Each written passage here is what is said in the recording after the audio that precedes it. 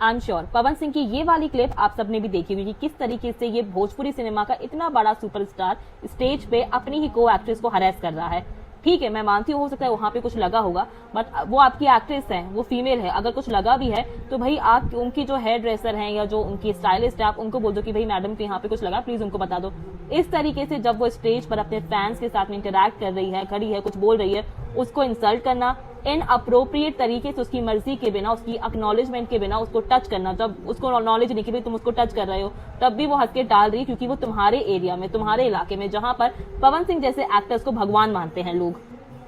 हम सभी को बचपन से बैड टच और गुड टच के बारे में सिखाया जाता है और ये भी बोला जाता है कि किसी भी तरीके से तुम्हें कोई भी इंसान इन अप्रोप्रिएटली टच करे तो उसी वक्त चिल्लाकर जवाब दो, शोर मचाओ, ताकि कोई वहां पर आके तुम्हारी मदद करे। पर इस सिचुएशन में ये बेचारी लड़की क्या करेगी जब ये स्टेज पर है, और सबसे बड़ी बात ये एक्ट्रेस भी है, इसी को सामने से लोग गालियां देंगे कि भाई तुम ही तो सामने से गई थी भोजपुरी इंडस्ट्री में काम करने के लिए। आई अंडरस्टैंड, हम सबको पता है भोजपुरी इंडस्ट्री कैसी है, वहां पे क्या चलता है, किस तरीके के लोग काम करते हैं, फिर भी इस तरीके से स्टेज पर तुम सबके सामने उसको इनअप्रोप्रिएटली टच कर रहे हो। क्या दिखाना चाह रहे हो जनता को? वो तुम्हारी कोई पर्सनल प्रॉपर्टी हो रखी कि हाँ भाई मेरे साथ तो जो एक्ट्रेस काम करती है मैं तो उसे जैसे चाहे जब चाहे वैसे टच कर सकता हूँ। ऑल दो इस पूरे इंसिडेंट के बाद में जो एक्ट्रेस है अंजलि, उन्होंने अपने इंस्टाग्राम पे स्टोरी डाली जहां पर उन्होंने खुल के बताया कि भाई मुझे बिल्कुल भी पसंद नहीं आया। इंसिडेंट के बाद में उन्होंने जाके अपनी स्टाइलिस्ट एंड हेयर ड्रेसर से पूछा था भाई क्या कुछ वहां पे लगा था, हो सकता है कुछ साड़ी का या ब्लाउज का कुछ टैग लगा हो, शायद वो उनको लग रहा हो, बट ऐसा कुछ भी नहीं लगा था। तो ये इंसान जानबूझ के उस लड़की को, एक्ट्रेस को टच कर रहा था। पता नहीं क्या ही ये दिखाना चाह रहा था अपनी जनता को कि भाई मैं भगवान हूं, मैं जैसे चाहे वैसे ट्रीट कर सकता हूँ। ऐसे इंसान भगवान नहीं होते।